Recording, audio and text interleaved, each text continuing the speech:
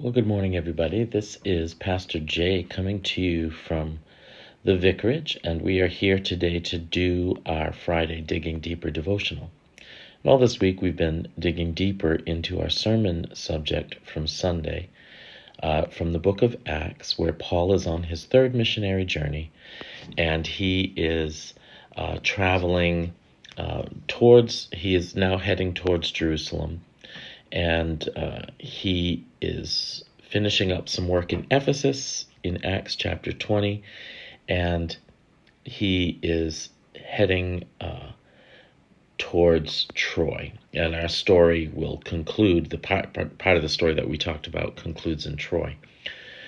But the title of our sermon, the subtitle of our sermon is the dangers of falling asleep in church, and we've talked about that at some length over the last couple of days. What does it mean to fall asleep in church? And it means to become lukewarm, to lose our vision, to lose our purity, to lose our fire. And so many Christians today are being tempted in this vein, and indeed that's a last day's temptation like no other. So how do we avoid that? Well, there are some certain mindsets that Paul the Apostle cultivated that helped him to overcome lukewarmness in his own life, or the sense of losing the fire, giving up. In 2 Corinthians chapter 4, Paul says this: "Therefore, since through God's mercy we have this ministry," I think that's key, is always keeping God's mercy in sight. We need to recognize that we have the ministry we have the life we have as Christians because God has been merciful to us. And the more we keep the great treasure that God has poured into us, the great grace that God has poured into us in view, the sharper we are going to be, the more our fire will burn. So because of God's mercy, we do not lose heart. Rather, we have renounced secret and shameful ways. That's the second key here. Paul is talking about how first he keeps God's mercy in view, but secondly, he keeps his lifestyle repented.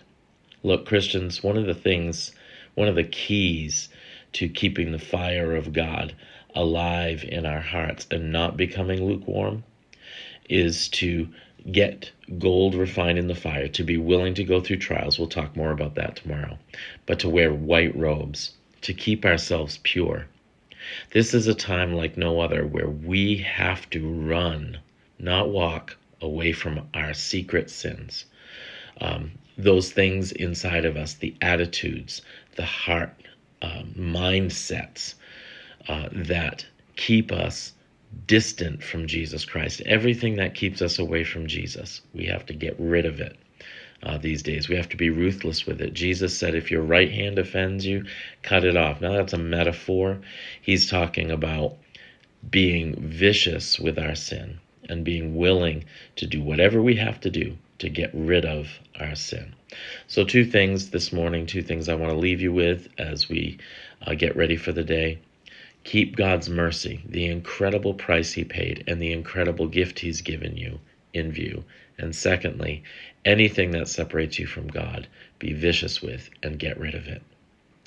These things will help you to not fall asleep in church, to stop yourself from becoming lukewarm, and to fan the flames of Holy Ghost fire back to life in your heart.